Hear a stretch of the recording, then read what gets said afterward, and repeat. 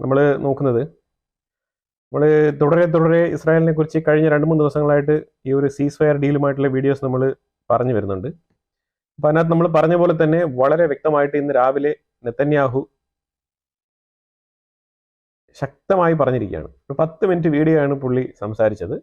ആ 10 മിനിറ്റ് വീഡിയോയിൽ എന്തുകൊണ്ടാണ് ഞാൻ ഈ സീസ് ഫയറിന് സമ്മതിച്ചത്, എന്താണ് ഈ സീസ് ഫയർ, ഇസ്രായേലിന്റെ നിലപാട് എന്താണെന്നുള്ളതും, അതുപോലെ തന്നെ ഹമാസിന്റെ ഇപ്പോഴത്തെ നിലപാടുകൾ, ഇതിനു മുമ്പ് അവർ എന്തുകൊണ്ടാണ് ഈ ഒരു നിലപാട് സ്വീകരിക്കാതിരുന്നത്, പിന്നെ ഇസ്രായേലിന്റെ ഇനിയുള്ള മുന്നോട്ടുള്ള കാര്യങ്ങൾ, ഇതിനെയൊക്കെ കുറിച്ച് വളരെ വ്യക്തമായിട്ട് പുള്ളി പറഞ്ഞു പോവുകയുണ്ടായി. അതിൽ നമ്മൾ പറഞ്ഞതുപോലെ തന്നെ ഞാൻ ഇന്നലത്തെ എൻ്റെ വീഡിയോയിൽ തന്നെ പറഞ്ഞിട്ടുണ്ടായിരുന്നു, ഇതിനകത്ത് വളരെ പർട്ടിക്കുലർ ആയിട്ട് ഒരു വാക്ക് എടുത്തെടുത്ത് പറഞ്ഞിട്ടുണ്ട്, അതായത് ടെമ്പററി സീസ് ഫയർ. അപ്പൊ അത് ഇന്ന് പുള്ളി രാവിലെ തന്നെ വളരെ സ്പെസിഫിക് ആയിട്ട് അതുപോലെ തന്നെ പുള്ളി ആ ഒരു വാക്കെടുത്ത് സ്പെസിഫിക് ആയിട്ട് സംസാരിക്കുകയുണ്ടായി. ടെമ്പററി സീസ് ഫയർ എന്ന് പറഞ്ഞത് ഇത് തന്നെയാണ് നമ്മൾ പറഞ്ഞുകൊണ്ടിരിക്കുന്നത്. ഗാസയിൽ ടെമ്പററി സീസ് ഫയർ വരുന്നത് ഇത് ആദ്യമല്ല, അതാദ്യം നമുക്ക് മനസ്സിലാക്കേണ്ടതാണ്. പിന്നെ ഇതിന് എന്തുകൊണ്ടാണ് ഇത്രമാത്രം ഹൈപ്പ് എന്ന് പറഞ്ഞു കഴിഞ്ഞാൽ, ഇതിന് US-ന്റെ ഒരു ഇടപെടൽ, അതായത് US-ന്റെ പഴയ പ്രസിഡന്റ് മാറിയിട്ട് പുതിയ പ്രസിഡന്റ് ചുമതല ഏൽക്കാൻ പോകുന്നതിന്റെ തലേ ദിവസം വരുന്ന ഒരു സീസ് ഫയർ ആയതുകൊണ്ടാണ് ഇതിന് ഇത്രമാത്രം ഒരു ഹൈപ്പ് ഉണ്ടാകുന്നത്. ഇസ്രായേൽ ഡോമിനേറ്റ് ചെയ്ത് നിൽക്കുന്ന ഒരു സാഹചര്യത്തിലാണ് ഈ ഡീലിന് സമ്മതിക്കുന്നത്. അപ്പൊ അതുകൊണ്ട് ഇസ്രായേലിന് ഇപ്പോൾ ഈ ഒരു ഡീലിന് സമ്മതിക്കേണ്ട യാതൊരു സാഹചര്യവും ഇല്ലായിരുന്നു എന്നുള്ളതാണ് അതിന്റെ വിലയിരുത്തൽ. പിന്നെ എന്തുകൊണ്ടാണെന്ന് പറഞ്ഞാൽ ഇവര് അവരുടെ ഹോസ്റ്റേജസ്, അതായത് ഈ ഒരു ബന്ദികളെ ചൊല്ലി മാത്രമാണ് ഈ ഒരു സീസ് ഫയറിലോട്ട് മുന്നോട്ട് പോകുന്നത്. അതിലുപരിയായിട്ട് ഇസ്രായേൽ ചില സക്സസ് അതിനകത്ത് എടുത്തു കാണിക്കുന്നുണ്ട്. അതായത് ഇറാന്റെ ആക്സിസ്, ഈ ഒരു തീവ്രവാദ സംഘടനകളെല്ലാം തന്നെ അവർ പരാജയപ്പെട്ടിരിക്കുന്നു. ഇസ്രായേലിന്റെ മുന്നിൽ പിടിച്ചു നിൽക്കാൻ പോലും കെൽപ്പില്ലാത്ത രീതിയിൽ പരാജയപ്പെട്ടിരിക്കുന്ന ഒരു അവസ്ഥയിലാണ് ഇപ്പം ഇറാൻ അഥവാ ഈ ഒരു ഓപ്പോസിറ്റ് റെജീം എന്ന് പറഞ്ഞ ആ ഒരു കൂട്ടായ്മ ഉള്ളത്. അപ്പൊ അത് വളരെ വ്യക്തമാണ്. ഇപ്പൊ നിലവില് ഹമാസ് ഒറ്റപ്പെട്ട് ഐസൊലേറ്റഡ് ആയിട്ട് ഇരിക്കുന്ന ഒരു അവസ്ഥയാണ്.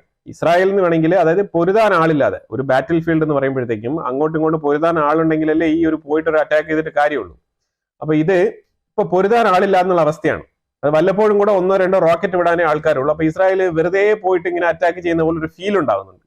അതുകൊണ്ടാണ് ഇസ്രായേൽ തീരുമാനിച്ചത്, ശരി എന്നാ പിന്നെ ഈ ഒരു വഴിക്ക് പോട്ടെ എന്ന് വിചാരിച്ചിട്ട്. പിന്നെ ഇതുകൊണ്ട് ഇസ്രായേലിന് ഒരു നഷ്ടം ഉണ്ടാകാൻ പോകുന്നില്ല. ഇസ്രായേലിന് ഉണ്ടാകാൻ പോകുന്നത് ഗെയിൻ ആണ്, ഇസ്രായേലിന് ഉണ്ടാകാൻ പോകുന്നത് ബെനിഫിറ്റ് ആണ്. ഇപ്പൊ എടുത്തിരിക്കുന്ന ഈ ഒരു ഫേസ് 1 അഥവാ സ്റ്റേജ് 1 അല്ലെങ്കിൽ ഘട്ടം 1 എന്നുള്ള നിലയിൽ എടുത്തിരിക്കുന്ന ഈ ഒരു തീരുമാനങ്ങൾ ഇതിനുവേണ്ടി മാത്രം, പ്രത്യക്ഷത്തിൽ ഇതിനുവേണ്ടി മാത്രം ഉണ്ടാക്കിയ തീരുമാനങ്ങളാണ്. ഇത് ടെമ്പററി ആണ്. ഫർദർ ആയിട്ട് എങ്ങനെയാണോ ഹമാസ് ബിഹേവ് ചെയ്യുന്നത് അതിനനുസരിച്ചുള്ള മാറ്റങ്ങൾ ഇതിനകത്ത് വരുത്തും. പിന്നെ ഇതിനകത്ത് വളരെ ഇമ്പോർട്ടന്റ് ആയിട്ട് പറഞ്ഞിരിക്കുന്നത് ഖത്തറിനോടും US-നോടും വളരെ വ്യക്തമായിട്ട് പറഞ്ഞിട്ടുണ്ട്, ഇസ്രായേലിന് വീണ്ടും അറ്റാക്ക് ചെയ്യാനുള്ള റൈറ്റ്സ് അതിനകത്ത് ഹോൾഡ് ചെയ്യുന്നുണ്ടെന്നാണ് ഇന്ന് പുള്ളി വന്ന് പറഞ്ഞത്. അപ്പൊ അതിനുശേഷം പറയുന്നത് കോറിഡോറിന്റെ വിഷയം പറയുന്നുണ്ട്. ഈ Philadelphi corridor, Rafah gate, throughout ഈ ഒരു ബന്ദികളെ റിലീസ് ചെയ്ത് കിട്ടുന്നത് വരെ ഫസ്റ്റ് സ്റ്റേജിൽ ഫിലഡൽഫി കോറിഡോറിൽ ഏറ്റവും കൂടുതൽ IDF ഉദ്യോഗസ്ഥരെ നിയമിക്കും, അവിടെ ഏറ്റവും കൂടുതൽ വിന്യസിക്കും, ഏറ്റവും കൂടുതൽ സേനയെ വിന്യസിക്കും. എവിടെ? ഫിലഡൽഫി കോറിഡോറിലും റഫായി. ബന്ദികളെ വിട്ടു തരുന്നതിന്റെ തൊട്ട് മുമ്പ്, അതായത് ഇന്ന് ഞായറാഴ്ച, ഇന്ന് 3 ബന്ദികളെ വിട്ടുതരും എന്ന് പറഞ്ഞിട്ടുണ്ട് ഹമാസ്. പേര് വെളിപ്പെടുത്തിയിട്ടില്ല. പേര് വെളിപ്പെടുത്തണ്ടെന്ന് ഇസ്രായേലിന്റെ ഉള്ളിലും തന്നെ പറഞ്ഞിട്ടുണ്ട്. കാരണം ഈ ബന്ദികളുമായിട്ടുള്ള ഫാമിലീസിൽ ഒരുപാട് എക്സ്പെക്ടേഷൻസ് ഉണ്ടാവും. അപ്പൊ പേര് പറഞ്ഞിട്ട് അവരെ കൊണ്ടുവന്നില്ല എന്നുണ്ടെങ്കിൽ അത് ഒരു നിരാശാജനകമായിട്ടുള്ള ഒരു ബുദ്ധിമുട്ട് ഈ ഒരു ബന്ദികളുടെ ഫാമിലിക്ക് ഉണ്ടാക്കും. അപ്പൊ അതുകൊണ്ട് തന്നെയാണ് പേര് വെളിപ്പെടുത്തേണ്ടതെന്ന് പറഞ്ഞത്. ഒരേ ഒരു ലേഡിയുടെ പേര് വെളിപ്പെടുത്തുന്നുണ്ട്, കാരണം അത് കൺഫേം ചെയ്തിട്ടുണ്ട്. റോമി ഗോനൻ എന്ന് പറഞ്ഞ ഒരു ലേഡി അവർ ഇന്ന് റിലീസ് ആവും എന്നാണ് പറയുന്നത്. ഈ ഒറ്റ ഒരു ലേഡിയുടെ പേരാണ് വെളിയിൽ വന്നിരിക്കുന്നത്, റോമി ഗോനൻ. അവരുടെ ഫോട്ടോ ഇതാണ്. ഈ ലേഡി ഇന്ന് റിലീസ് ആവും എന്നാണ് പറയുന്നത്. ബാക്കിയുള്ള 2 പേരുടെയും പേര് ഇതുവരെ വെളിപ്പെടുത്തിയിട്ടില്ല. അത് ഹമാസിന്റെ സൈഡിൽ നിന്ന് തന്നെ അത് വരേണ്ടതുണ്ട്. ഇനിയിപ്പോൾ അഥവാ ഹമാസിന്റെ സൈഡിൽ നിന്ന് കിട്ടിയിട്ടുണ്ടെങ്കിലും ഇസ്രായേൽ അത് വെളിപ്പെടുത്താൻ തയ്യാറാകുന്നില്ല എന്നുള്ളതാണ്. കാരണം ഒരു കൺഫ്യൂഷൻ ഉണ്ടാകാൻ പാടില്ല എന്നുള്ളതാണ്. കാരണം ഹമാസിനെ അങ്ങനെ ഒറ്റ അടിക്ക് വിശ്വസിക്കുന്ന ഏർപ്പാടില്ല ഇസ്രായേലിന്റെ ഉള്ളിൽ. അതുകൊണ്ട് തന്നെയാണ്. കാരണം അവന്മാർ പേര് പറഞ്ഞിട്ട് ചിലപ്പോൾ വേറെ ആളെ മാറ്റി വിടാനുള്ള സാധ്യതയുണ്ട്. റിലീസ് ആകുന്നതിന്റെ തൊട്ട് മുമ്പ് വരെ പേര് വെളിപ്പെടുത്തേണ്ടെന്ന് തന്നെയാണ് ഇസ്രായേലിന്റെ തീരുമാനം.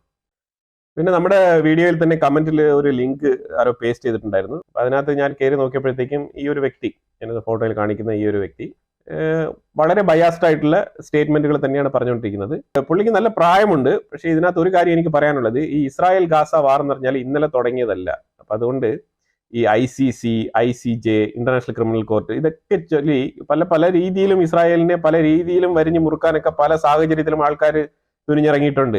ഹിറ്റ്ലറിന്റെ കൂടെയൊക്കെ കൂടി ചേർന്ന് ഈ പാലസ്തീനികളൊക്കെ പല രീതിയിലും ഈ യഹൂദന്മാരെ വധിക്കാൻ വേണ്ടിയിട്ട് പല കൂട്ടക്കൊലകൾ ഇതേപോലെ നടത്തി തീർത്ത ഒരു സമൂഹമാണ്.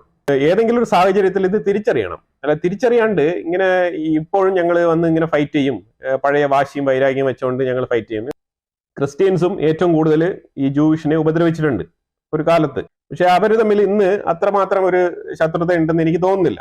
കാരണം അത് ശത്രുതയിലുപരിയായിട്ട് ആണ് ഈ യഹൂദന്റെ ഈ ഒരു സ്ക്രിപ്ചറിൽ നിന്നുള്ള ബാക്കി പത്രമായിട്ടാണല്ലോ ഈ ക്രിസ്ത്യാനിറ്റിയും ഈ മുസ്ലിമും അതിനകത്ത് പല ചില്ലറ റിലീജിയൻസ് ഒക്കെ ഉണ്ട്. എന്നാലും മേജറായിട്ട് ഡോമിനേറ്റ് ചെയ്യുന്ന ഈ ഒരു 3 റിലീജിയൻസ് ആണ് ജൂസ്, ക്രിസ്ത്യൻസ് ആൻഡ് മുസ്ലിംസ്.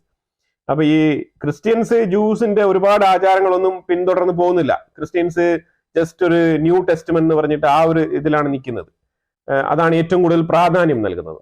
പഴയ നിയമങ്ങളൊക്കെ ചരിത്രപരമായിട്ട് വായിച്ചു പോകുന്നു, അതൊരു കണ്ടിന്യൂറ്റിയുടെ ഭാഗമായിട്ട് നിലനിർത്തി പോകുന്നു. അല്ലാണ്ട് അവരതിനെ അത്ര വലിയ സീരിയസ് ആയിട്ട് ക്രിസ്ത്യൻസ് അതിനെ മുഖവിലേക്ക് എടുക്കാറില്ല എന്നുള്ളതാണ്.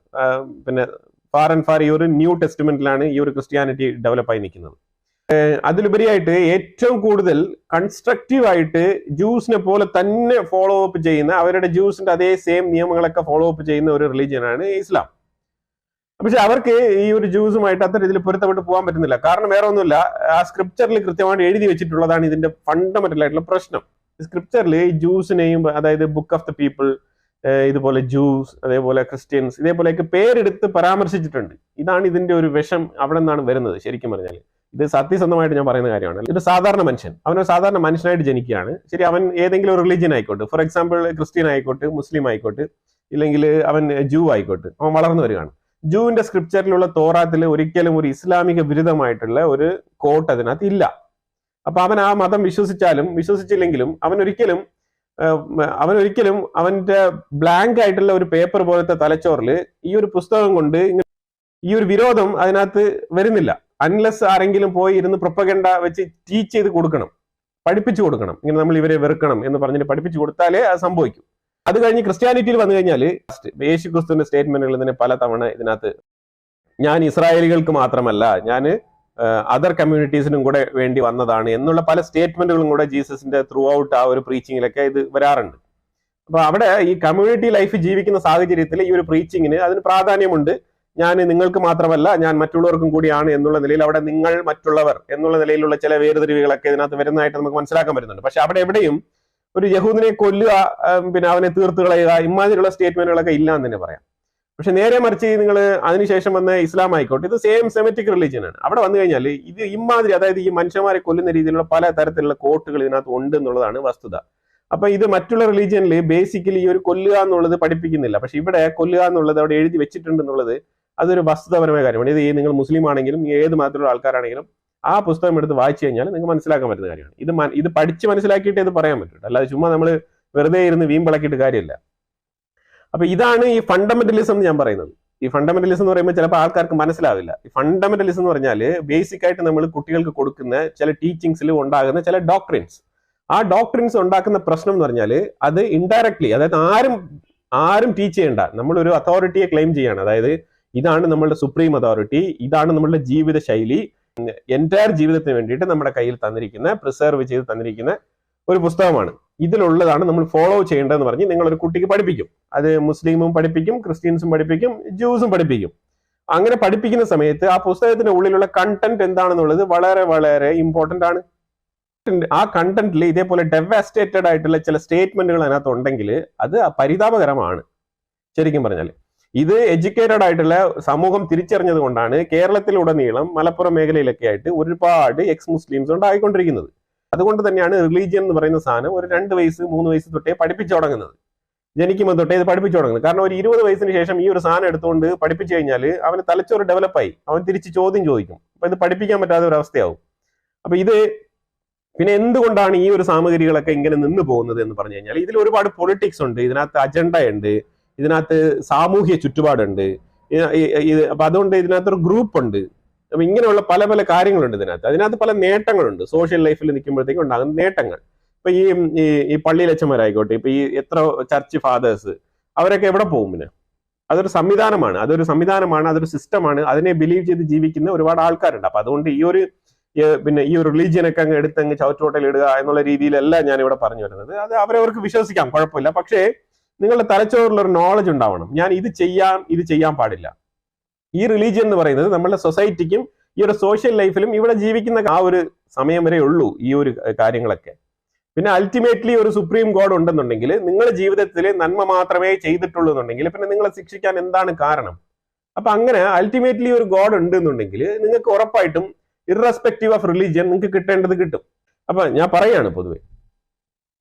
അപ്പൊ അതുകൊണ്ട് ഇതിനകത്തൊന്നും യാതൊരു കാര്യമില്ല. അപ്പൊ അതുകൊണ്ട് ഒരു പുസ്തകം എടുത്തു വെച്ചിട്ട് കുറെ വൈരാഗ്യങ്ങൾ അതിനകത്ത് എഴുതി പിടിപ്പിച്ച് എല്ലാവർക്കും അറിയാം ഈ പുസ്തകങ്ങളൊക്കെ മനുഷ്യൻ മാൻ മെയ്ഡഡ് ആണ്. ഇതൊന്നും എവിടെ നിന്നും അങ്ങ് ആകാശത്ത് നിന്ന് പൊട്ടി മുളച്ച സാധനങ്ങളൊന്നുമല്ല.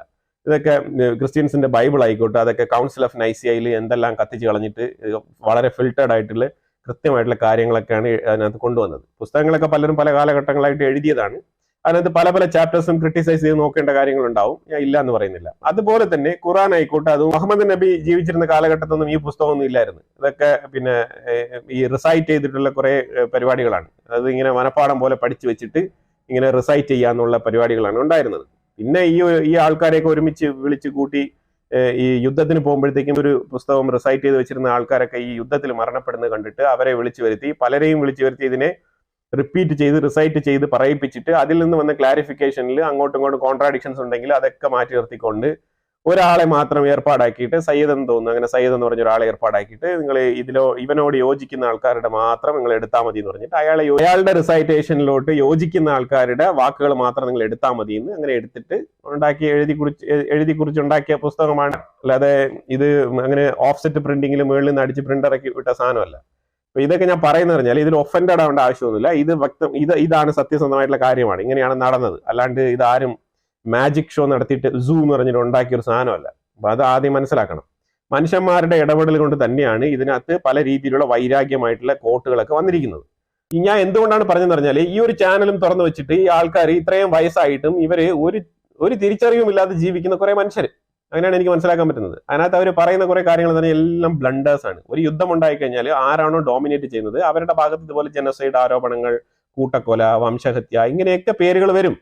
അത് സർവ്വസാധാരണമായിട്ടുള്ള കാര്യമാണ്. അതിനകത്ത് ഒന്നും പറയാനില്ല. ഇസ്രായേലിന് വേണമെങ്കിൽ ഇപ്പൊ ഈ ഒരു 15 മാസം കൊണ്ട് അവിടെ വേണമെങ്കിൽ ഇനിയും കുറെ എണ്ണങ്ങളെ കൊന്നുകൂട്ടായിരുന്നു. വാസ്തവമുള്ള കാര്യമാണല്ലോ, യുദ്ധമാണല്ലോ. ഈ ശ്രീലങ്കയിൽ തമിഴന്മാരെ കൊന്നില്ലേ? അപ്പൊ ഇതൊക്കെ എത്ര കേസ് എവിടെയൊക്കെ പോയി? ആരൊക്കെ അതിനകത്ത് ഇപ്പൊ പിന്നെ ആ കേസുമായിട്ട് അതിന് ഇന്റർനാഷണൽ കോർട്ടിൽ കേസ് ഉണ്ടായിരുന്നതാണ്. ആരാണ് ആ കേസിലകത്ത് കിടക്കുന്നത്? ഏത് കോടതിയിലാണ് ഈ ശ്രീലങ്ക പോയി അതിന്റെ കേസ് വാദിച്ചുകൊണ്ടിരിക്കുന്നത്? അപ്പൊ അത് ഇമാതിരിയുള്ള കാര്യങ്ങളൊക്കെ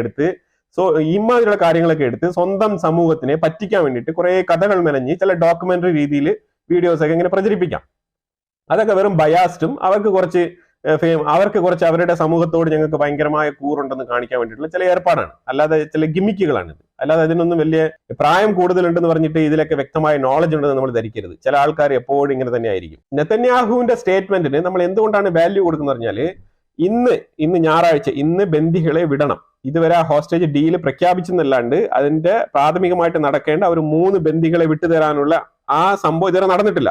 അപ്പൊ അങ്ങനെ ഒരു സാഹചര്യത്തിൽ നെതന്യാഹുവിന് മാത്രമേ ഇങ്ങനെ ഒരു സ്റ്റേറ്റ്മെന്റ് കൊടുക്കാൻ പറ്റൂ. അല്ലാതെ നമ്മളുടെ 3 ബന്ദികളെ ഇന്ന് വിടാൻ പോകുന്നു പറഞ്ഞിട്ട് പേടിച്ചുകൊണ്ടിരുന്ന ആളല്ല നെതന്യാഹു. നെതന്യാഹു വളരെ ബോൾഡായിട്ട് വന്നിട്ട് ഇതാണ് സംഭവം, ഞാൻ ഫിലഡൽഫി കോറിഡോറിൽ നിന്ന് മാറത്തില്ല, ഞാൻ വേണ്ടി വന്നാൽ തിരിച്ചടിക്കും, നിങ്ങൾ ഇന്ന കാര്യങ്ങളാണ് ഫോളോ അപ്പ് ചെയ്യേണ്ടത്, ഞാൻ ഇന്ന കാരണം കൊണ്ടാണ് ഞാൻ ഈ സീസ് ഫയർ ഡീൽ നിങ്ങൾക്ക് ഓക്കെ ആക്കി തന്നിരിക്കുന്നത്. ഈ രീതിയിൽ ബോൾഡായിട്ട് സ്റ്റേറ്റ്മെന്റ്, ഇനി നിങ്ങൾ സൗകര്യം ഉണ്ടെങ്കിൽ വിടുക എന്ന് പറഞ്ഞ ആ രീതിയിലാണ് സ്റ്റേറ്റ്മെന്റ് കൊടുത്തിരിക്കുന്നത് നെതന്യാഹു. അപ്പൊ അത് തന്നെയാണ് ഇതിന്റെ ഏറ്റവും വലിയ ട്രസ്റ്റഡ് ആയിട്ടുള്ള ഒരു കാര്യം. ഈ സീസ് ഫയർ ടെമ്പററി ആണെന്നും കൂടെ ഊന്നി പറഞ്ഞിട്ടുണ്ട്. ഇതിൽ കൂടുതൽ എന്താണ് ചെയ്യേണ്ടത്?